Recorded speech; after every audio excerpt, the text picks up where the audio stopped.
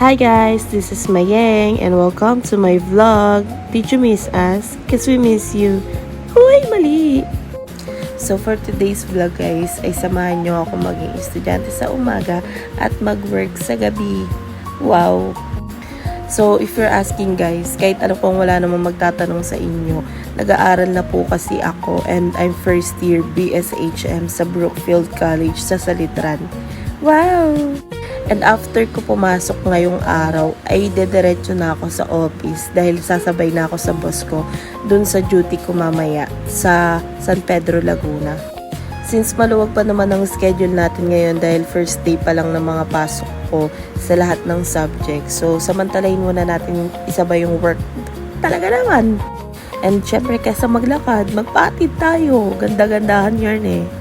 So, ang hirap kasi mag-abang sa kanto namin. So, dito na ako nagpatid sa may barangay kasi dito naman labas at pasok ng mga jeep na pumapasok dun sa jeep na, ay! At eto, nakasakay na ako. Talagang pagsakay ko parang nandito na agad kami sa Lasal. Na para bang iandar ba naman habang di pa nakakaupo? Grabe din ang kaba ni ate girl yan, te. Kasi hindi pa talaga ako nakakaupo. Talagang niratrat na talaga ni kuya. Ano ka? Kung makikita nyo lang kasi guys, ang hirap sumakay ng jeep. Lalo kapag fitted ang skirt. At sana naiintindihan nyo yun. Charis.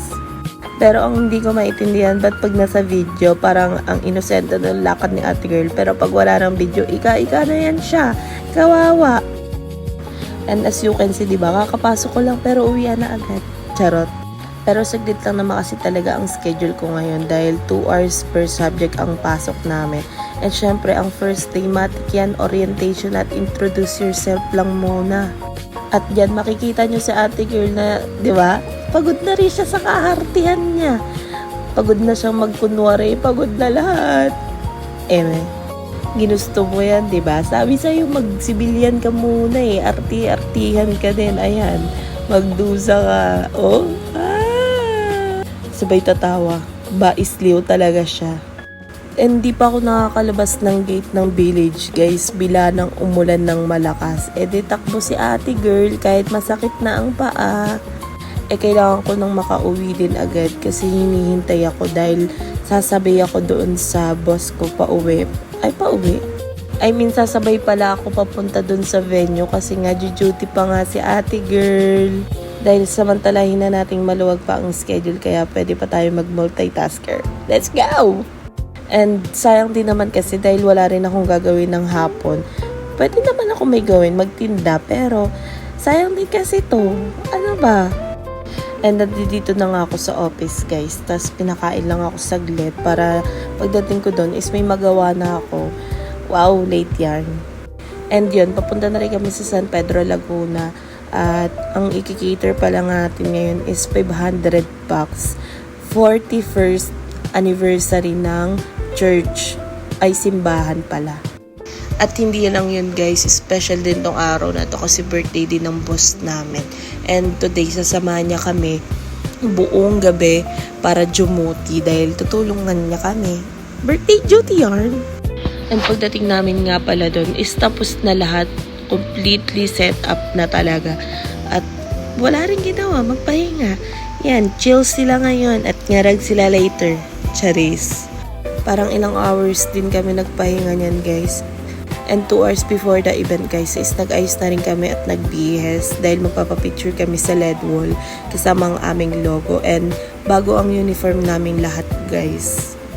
And eto nga pala si ate, siya ang may birthday ngayon. Birthday duty yarn! Talagang natapos na lang ang birthday niya, nandito pa rin kami sa event pero hindi niya pa rin kami iniwan. Talagang one for all for one. Talagang walang iwanan siya girl. And that time guys is 2 AM na. And dumating na yung binook namin na Lalamove. Pero pinakiusapan talaga namin na baka pwedeng i-cancel kasi kailangan namin yung mas malaki dahil gusto na namin lahat umuwi at gusto ng boss namin is sabay-sabay kaming uuwi. Wala nang maiiwan, wala nang pangalawang hakot. Talagang full force na. And waiting na lang ulit kami sa Lalamove na binook na bago. And talaga namang thank you Lord at talagang nakakuha kami ng mas malaki pa talaga. Na lahat ng gamit namin kasya talagang walang maiiwan. Kahit cabinet namin sa bahay kasya pa. And ayan, pinaghahandaan nga nila kung paano nila ikakamada lahat ng gamit at upuan sa loob. Nagpa-practice na siya. Oh. And finally guys, dumating na. O diba, ang laki. Grabe guys, 2 AM na yan pero hindi pa kami nakaka-uwi. And magsasampa pa lang talaga kami ng gamit. So, kinumpleto na namin lahat ng gamit. Binilang na yung mga upuan na isasampa, lahat ng kailangan para sure na walang maiiwan at lahat may isasampa. And ang ginawa na namin dyan is pinagpasapasahan na namin lahat ng gamit hanggang maipasok doon sa loob ng truck. Since marami naman kami pwedeng pag-abot-abutan and mas marami sa amin ang lalaki. So, mas mabilis ang kilos. Tapos ako, vlogger ako kaya binifidyohan ko na lang sila.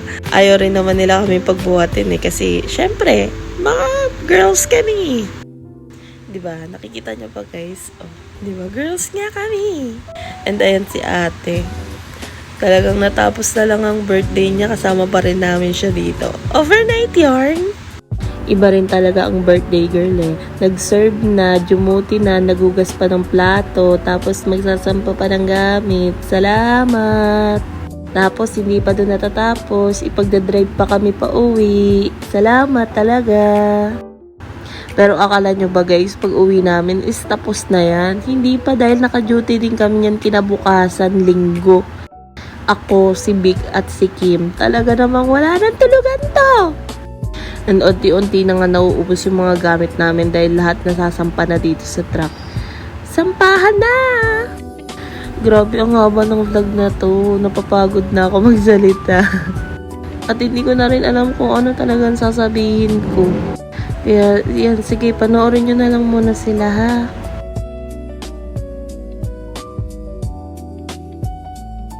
And yan guys, finally tapos na nga kami magsampa. I mean, sila. And ayan, 3:20 na kami nakaalis.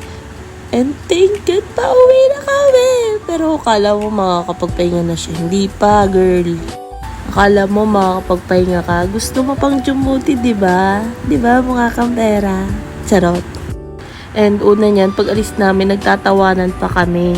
Tapos maya-maya nagulat ako, nagsitahimikan. And sorry na guys. At alam niyo naman, delikado talaga kayo pag natutulog kayo tas ako ang kasama ninyo. Sorry! And ayan, borlog na sila. Pagod yarn? Kasi talaga nakakapagod naman kasi talaga guys. Kaya kung kayo sasabihin yung pagod na kayo sa buhay ninyo, isipin nyo rin yung mga taong nagtatrabaho sa ganito. Mas pagod talaga kami. Kaya wag kayo magre-reklamo sa buhay nyo na pagod na kayo dahil lang minsan sa mga bagay na utos-utos o pinapagalitan na kayo dahil may mas pagod na tao sa inyo para lang makakita ng pera. Wow. And ayan, finally nandito na kami sa bodega namin and magbababa na kami ng gamit. At ganun ulit ang pwesto natin, pasapasahan ulit para dire-diretso lang ang pagpapasok ng gamit. And nag-uwian na silang lahat at kami na lang natira dito. Kasi nga, duty pa kami. I think mga 4 AM na kami natapos magbaba ng gamit. And sabi namin, pahinga lang kami ng 1 oras. Then 5 AM, mag-book na kami ng Lalamove dahil may event pa nga kami kinabukasan. And thanks God, tumatagos pa naman. And ang event naman natin ngayon ay 60th birthday and house blessing in one event. Ayan, gusto niya na matulog. And guys, tignan nyo. Buti na lang talaga may nakita kong ganito ngayong umaga dahil talagang nabuhay ang dugo ni ate girl. And ang event pala namin ngayon guys is, nasabi ko na diba? Ulit-ulit. Charis. Ang venue pala namin ngayon guys is bahay lang sa Concho. Tapos ako lang pala mag-isa sa unahan ang umupo and yung dalawa doon nasa likod kasi gusto nilang makahiga rin. And ako talagang nilalabanan ko yung antok ko guys kasi parang kapag natulog ako, sasakit lang ang ulo ko kapag hindi pa ko nakompleto yung tulog ko. And ang hate na hate ko talagang sakit ay yung masakit ang ulo. Sex bomb yun. And ayan guys, ito ang venue namin. Dito lang sa loob yung buffet tsaka yung backdrop and sobrang hangin yan kasi nasa rooftop kami. Grabe talaga namang nagpaparamdam yung tulog ko tsaka yung antok.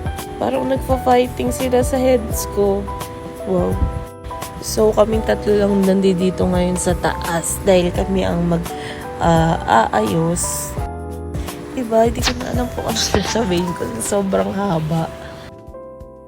So, yun guys. So, tatlo naman kaming inaantok. So, wala kaming choice kundi tulungan na lang ang isa't isa.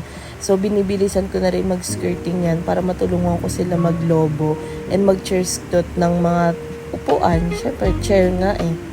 And pare-parehas lang din naman kaming gusto nang magpahinga lang kahit saglit bago magsimula yung event. Kaya ayan, si Big ang naglolobo, ako nagbubuhol, si Kim naman nagtetela sa backdrop, siya na rin nagbubuo ng lobo.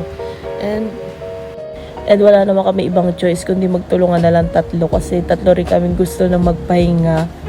And salamat talaga at nagkaroon kami ng chance magpahinga dyan kasi nung nagsimula na yung event, talagang nung nagtanghali, lumakas yung ulan and pumasok muna dun sila sa baba sa living room. Pagtapos nilang kumain, talagang umulan ng malakas. And maya-maya, nung pagpasok nila dun sa loob sa sala nila, bigla naman pumutok yung araw, edi parang pumutok lang yung amats namin. Talagang antok na antok talaga kami. And lahat sila nasa loob at walang tao dyan sa taas kundi kami lang. At yun ang time namin para magpahinga, di ba? Like power nap. Kasi ang hirap na rin talaga pigilin. Ayun nga, tingnan mo si Kim. Naglalaro lang ngayon, tulog na. Talagang super power nap yarn. And then nagising siya. Talagang lumipat pa siya sa ilalim ng buffet. Salamat. And grabe, salamat talaga. Ang bait talaga ng kliyente namin dyan.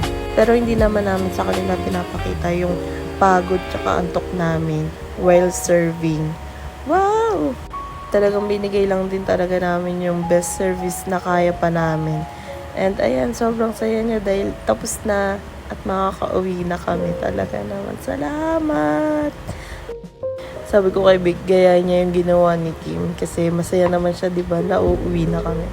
Pero nahihiya siya. Shy type yarn. And ayan, nagsasampan na ulit kami ng mga gamit na ibababa ulit namin. Salamat! And yun guys, that's all for today's vlog. And thank you sa panonood. Kung pinanood nyo man to hanggang 2 minutes lang, salamat pa din.